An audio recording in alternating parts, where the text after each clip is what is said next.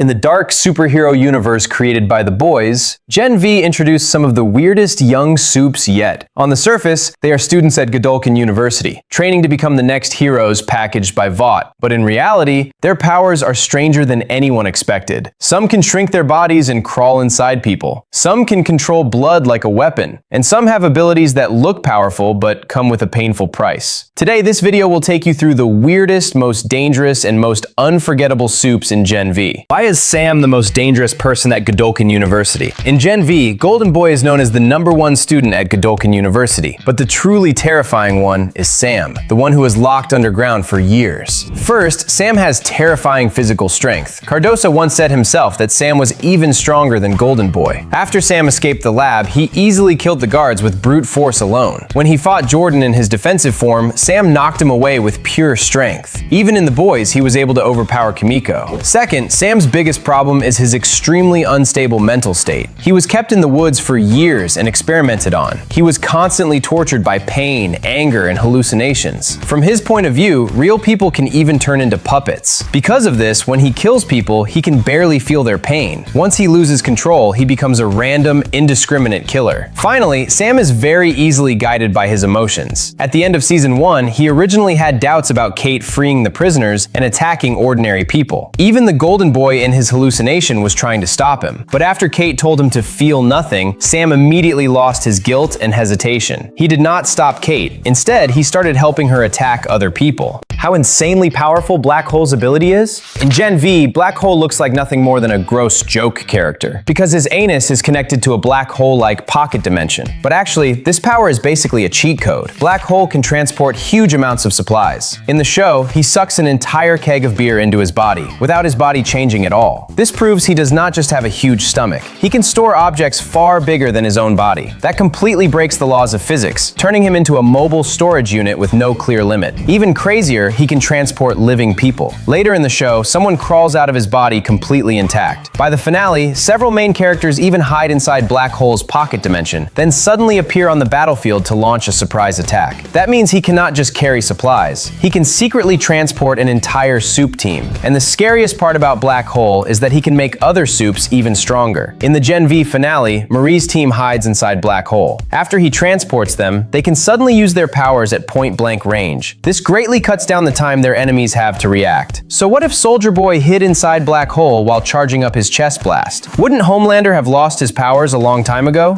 Why is Stacy's superpower so useless? In Gen V, Student Affairs Director Stacy is also a Supe. She can spit honey from her mouth and has a deadly stinger on her back. It sounds like a perfect assassination power, but actually, she may be the worst Supe at fighting in all of Godolphin University. First, Stacy's stinger cannot really help her win a fight. Sure, if she uses it, her target will die horribly. But the problem is, once she stings someone, she dies too, just like a bee. That means other Supes can keep using their powers in battle. But Stacy can only use her killing move once in her entire life. Second, her other power is even more useless. Stacy can spit honey from her mouth, but the honey has no extra effect. It cannot protect her and it can barely hurt anyone. Her power basically turns her into a human bee. And the way she produces honey is honestly gross and awkward. Finally, the most ironic part is that Stacy's power perfectly matches her place in Vaught's system. She is not a hero who charges into battle. She is an administrator who manages students, controls public opinion, and keeps the school in line. What she truly relies